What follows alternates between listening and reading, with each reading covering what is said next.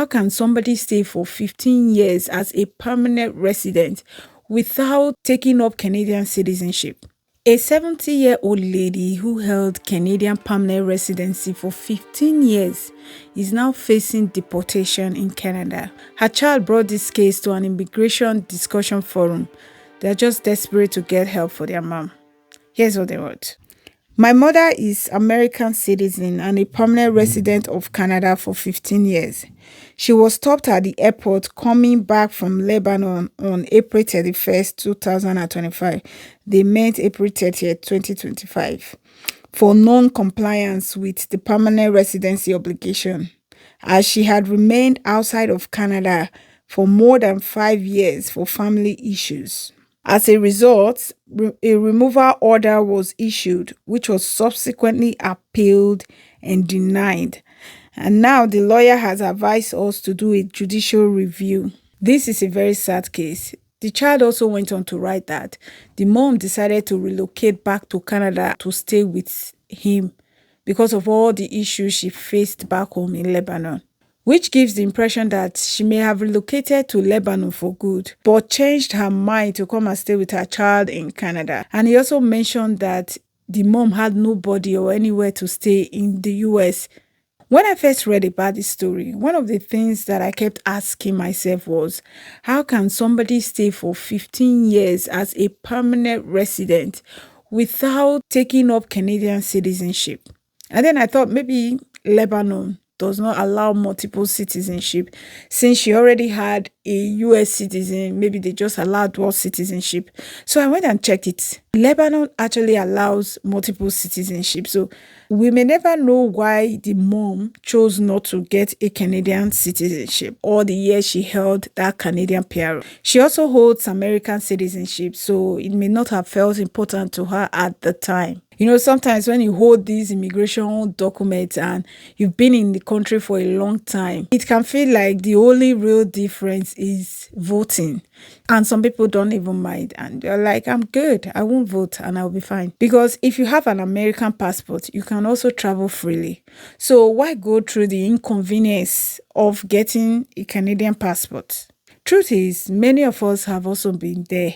We have our PRO cards, and when we become eligible for citizenship, it's either we delay or we are not ready. And we just prefer to renew the card, which is way easier than applying for the citizenship. You don't have to think of exam. You don't have to fill that endless paperwork. Just renew your card and a new card will be sent to you. But going that extra step to get your citizenship is what guarantees your future in that country. If that lady had taken that extra step to gain her Canadian citizenship when she was living in Canada for those 15 years, this issue wouldn't have seen the light of day.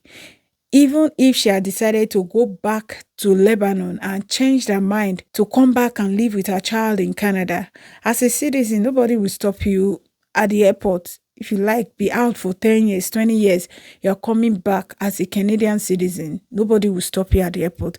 So you see how that extra step just guarantees your future. For those of us still on permanent resident permits, as soon as you're eligible, please do your days and apply for your citizenship. I know in this kind of matter, Nigerians know they carry last. A friend told me that as soon as she was eligible, not one day above, she applied.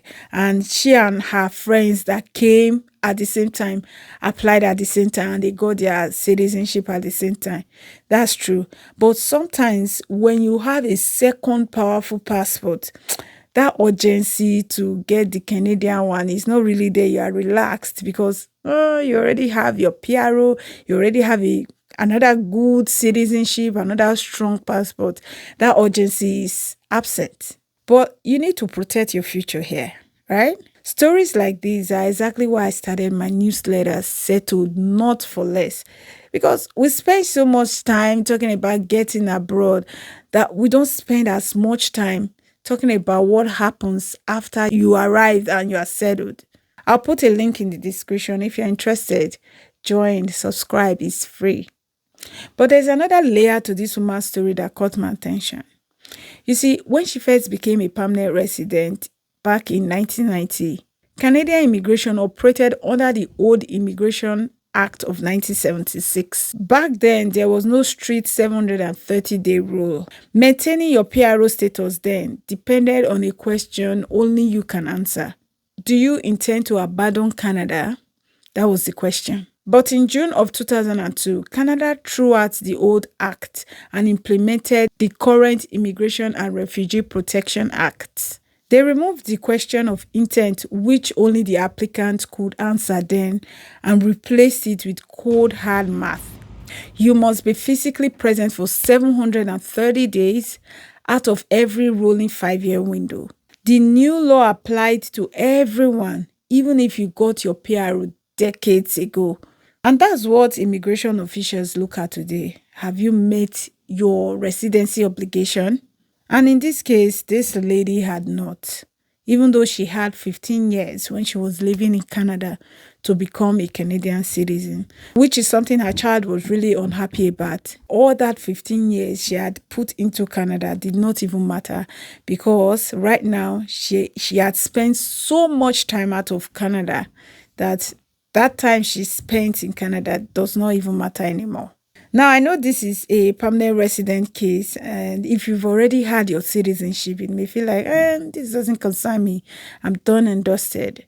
But some of you might remember that before now in Canada, if a naturalized Canadian citizen committed some kind of serious offense, their citizenship would be revoked. But today, that's no longer the case. Your naturalized Canadian citizenship can only be revoked if you committed misrepresentation on your application. If you lied during your application for citizenship, that's the only grounds they can revoke your citizenship. So that if you commit any crime, no matter how serious the crime is, your citizenship is still untouched. That goes to show that policies change from one end to the other. We don't know if it will be like this forever, or if another government will come and say, you know what? Yeah, we should have some things that you can't do as a naturalized citizen, or else you will lose your Canadian citizenship. I was reading the other day that Americans who owe significant child support will have their US citizenship revoked. Whether you agree with this or not, it shows how issues we never even associated with immigration can suddenly become part of the conversation. That's why I don't think that getting your PRO or citizenship means you have to stop paying attention. No, you still need to know what's going on, the policies, and not that anybody is planning to commit any serious crime or anything, but it's just good to be in the know. Because the rules we have today are not necessarily going to be the rules we'll have forever. Now, because this specific story was shared on an online discussion forum, we have to treat it as a case study because we don't have court papers to show the details of the story. But whether the details of this story is exactly the way it was presented or not, I can assure you that there are real families going through this kind of situation right now, which is not a very pleasant place to be, right? I'd like to know, what do you think? How do you think they can come out of this? Also, do you think many people underestimate the importance of that last step of getting their citizenship? Thank you for watching. I'll see you on the next one. And if you enjoyed this, please subscribe to this channel and subscribe to my newsletter. I'll see you on the next one. Bye.